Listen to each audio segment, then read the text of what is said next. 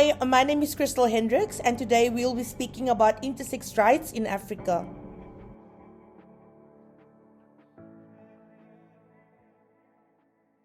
So let's start at the beginning. What is intersex, right? A lot of people still don't understand what is intersex. So someone that is intersex is someone that is born with sexual characteristics that are very diverse and doesn't fit binary notions of male and female. This could be linked to many other things like chromosomes. It could be linked to genetics. It should be linked to genitalia. So it could be linked to anyone else because the human body is very diverse and no two people are the same. Intersex is also an umbrella term which covers more than 50 variations. So there's lots of ways that people can be intersex.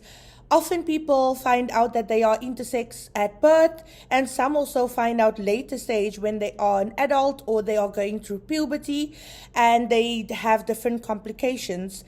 Normally, intersex is something that's not talked about in society because there's a lot of shame and a lot of discrimination when it comes to intersex bodies. Often intersex parents of intersex children are often just told to keep quiet about their child's intersex variation, and this often leads to a lot of isolation and shame of intersex people.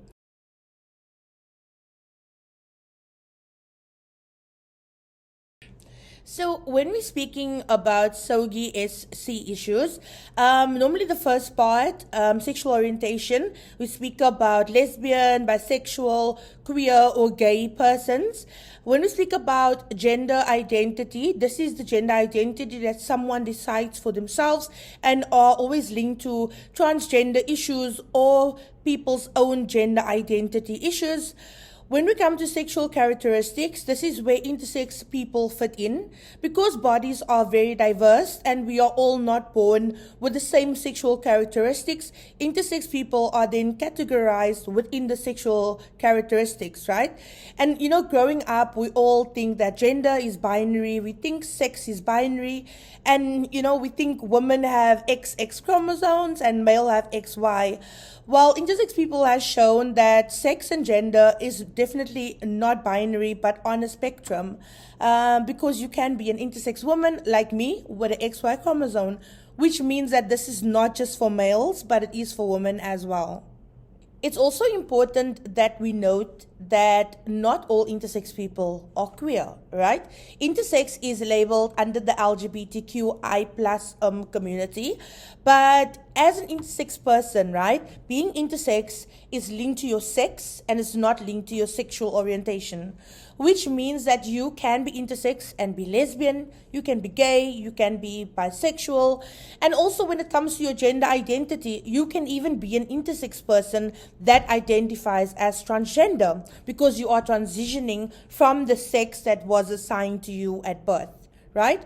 We should also note that some intersex people are heterosexual and some intersex people do see themselves as cisgendered, right? Which means that they identify that the sex was assigned to them at birth and they are happy, to identify as that sex.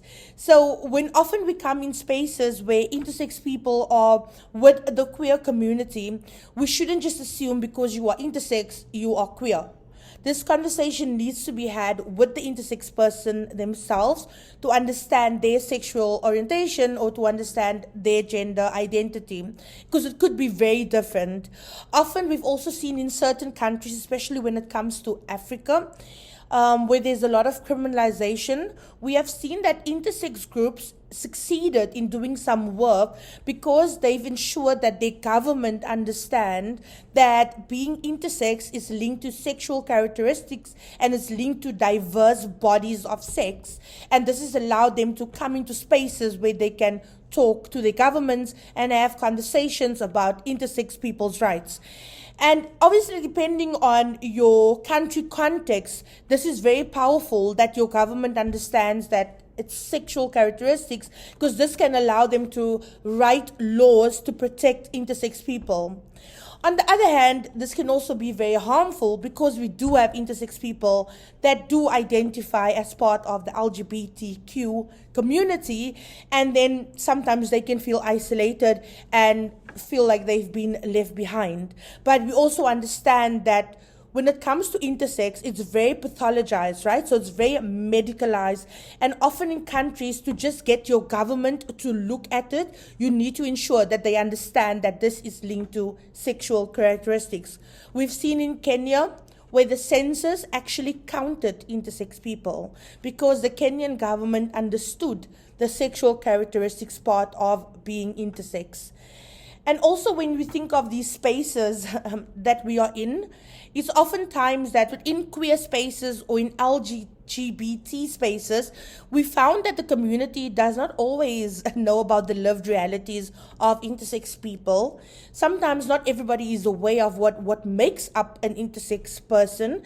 So it's very important that intersex people are allowed opportunities to come into spaces, to speak about their lived realities, to speak about their experiences, and to speak about the human rights violations that intersex people faces. I think people always say it's very important, the statement, nothing about us without us. And that's so important when it comes to being intersex, is that when we are speaking about intersexuality, we need to ensure that intersex people are centered around the conversation when it comes to their bodies.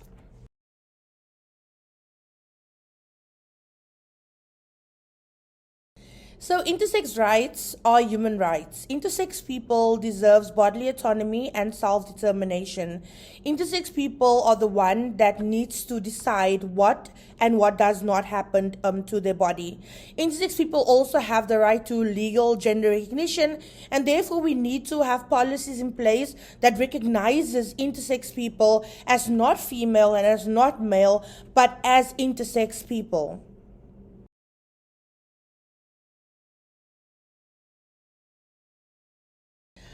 Because society has decided that sex is binary, right? And society has decided that bodies needs to fit certain boxes and people needs to be labeled in category of male and female.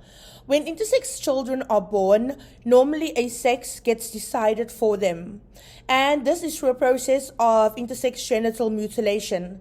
Why, as intersex activists, we call this mutilation is because we believe that the autonomy is stripped away from intersex people to make decisions about their bodies. So let me put this into further context.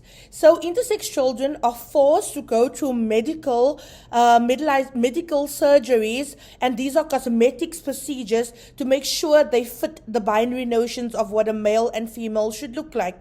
Then we have transgender people that wish to have gender affirming surgeries, but then they are denied these surgeries.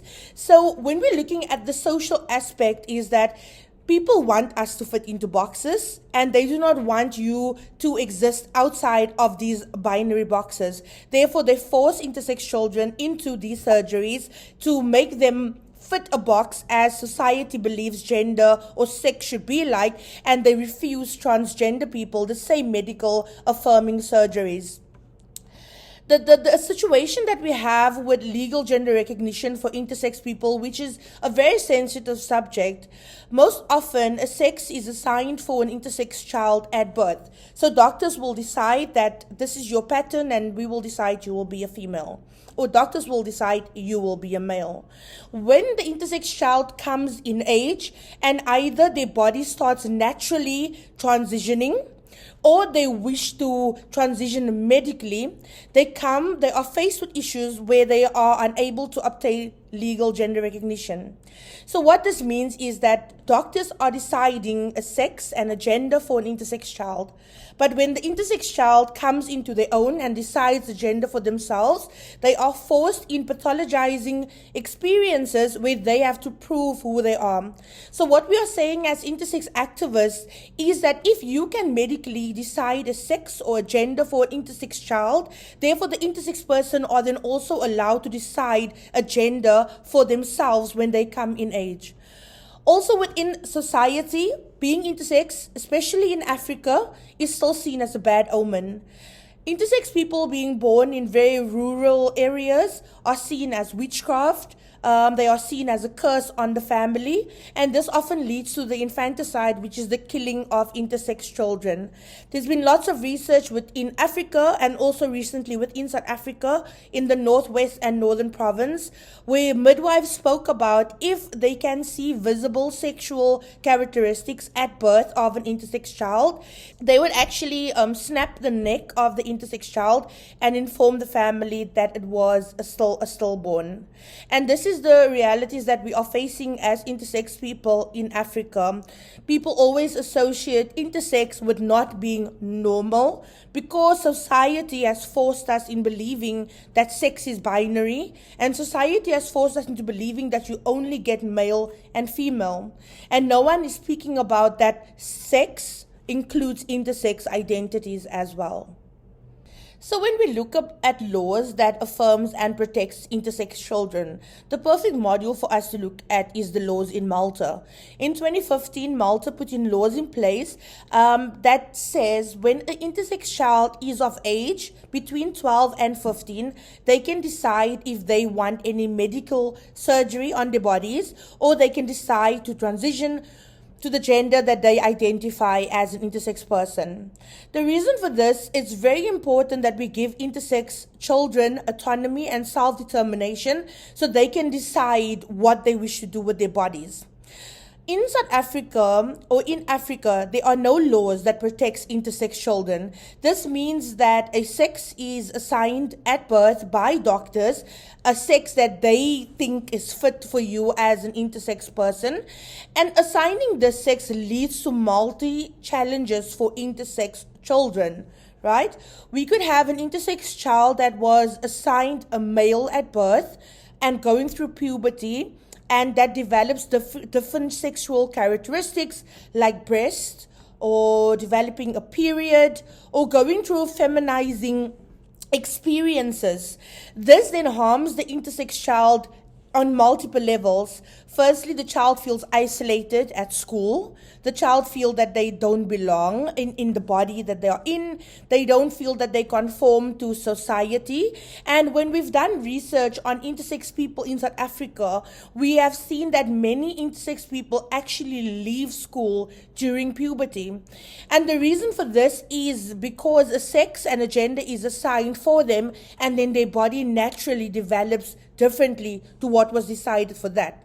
So we are saying is that if intersex children are just left alone and their bodies are untouched, this will give them an opportunity when going to puberty or as an adult to decide their gender identity that they identify as an intersex person, because we need to allow their bodies to naturally develop. Also, intersex is very pathologized, which basically forces us into medical structures of pathologizing the bodies. For many years, intersex was called a disorder of sexual development.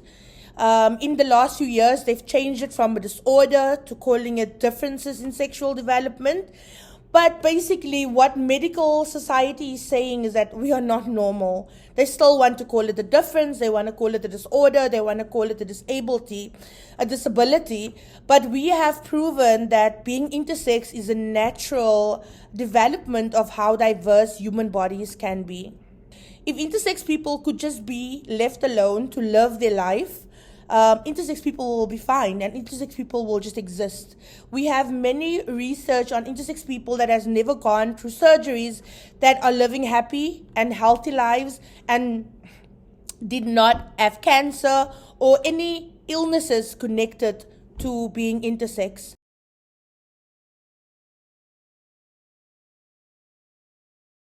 So oftentimes, intersex people find it very difficult to deal with journalists or just to deal with media in general.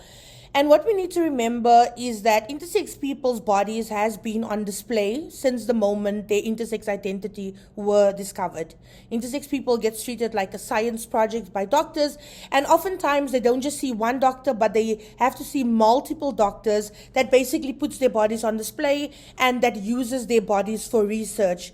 Because of this, intersex people has to find that place where they have to be safe when dealing with media, and they also have to make sure that their bodies will not be sensationalized. I think for media dealing with intersex people, it's really important to allow intersex people to own the narrative, right? When approaching an intersex person about a story or about any documentaries, make sure that they are able to change the narrative, or they are able to hold the narrative, right? Intersex people have lived a reality where they are told what is good for them and they've been told what needs to happen with their body. It's important that you give them back that autonomy where they can decide and they can lead a particular story.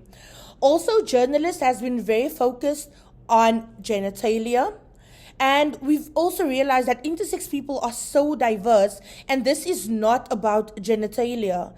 This is about people's human rights being stripped away. So we need to take the focus away from intersex people's genitalia, but we need to take the focus on intersex people's human rights. We need to start reporting on the human rights violations that intersex people are facing across Africa.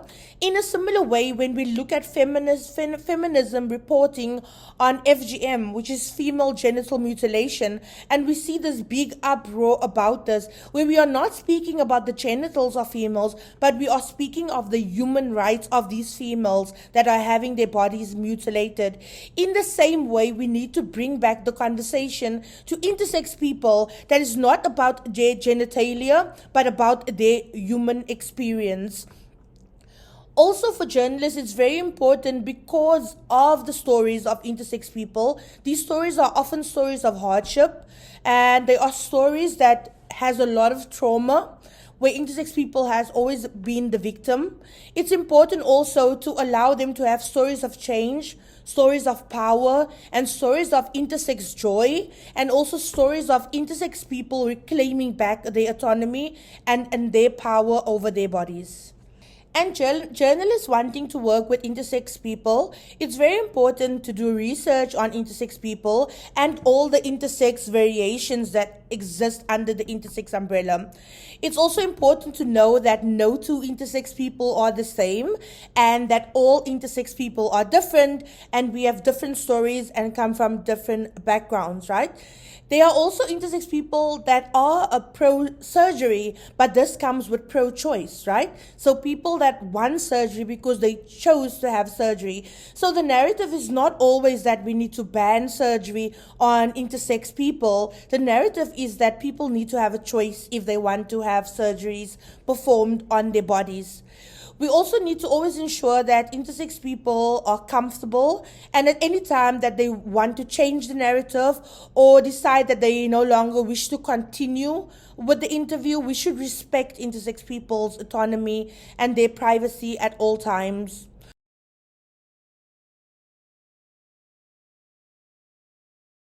Let intersex people speak about their own reality and their own lived experience.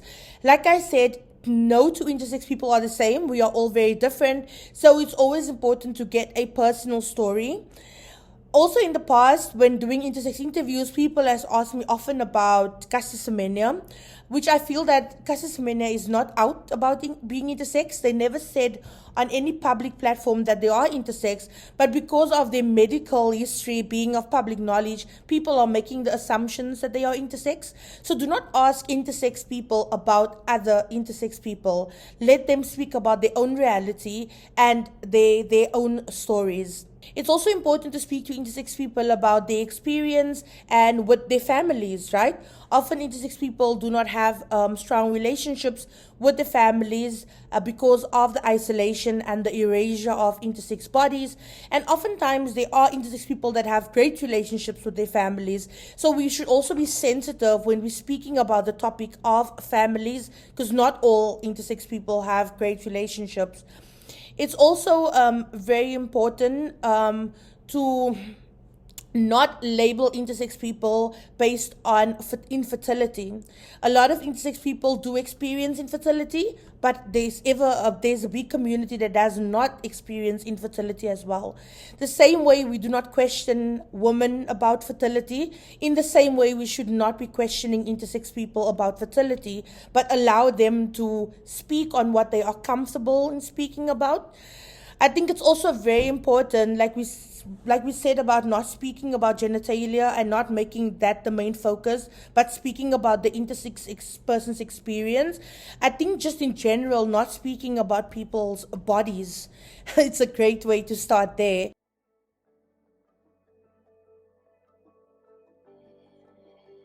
I believe speaking on the topic of intersex, it's important for people to know that all bodies are diverse, right? Intersex people are just born differently, right? And these differences are natural occurrence in the human body. We need to allow intersex people to just exist in their bodies as an intersex person, and we should end all medical interventions when it comes to intersex bodies. Intersex people needs to know that they are whole and that they are perfect just the way they are, and that they are very much normal. Thank you for watching, and for more information on intersex rights and also processes that organizations are following to promote rights for intersex people, please follow Iranti on their social media on Facebook, Twitter and Instagram, and also Intersex South Africa, which are also available on Facebook, Twitter and Instagram. Thank you.